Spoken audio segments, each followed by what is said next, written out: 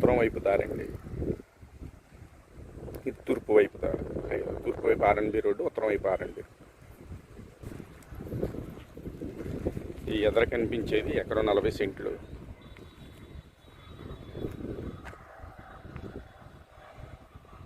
ఆ రోడ్డు మీద వెళ్ళేది హైవే అండి, ఒరిస్సా ఛత్తీస్గఢ్ హైవే, మైలవరం హైవే,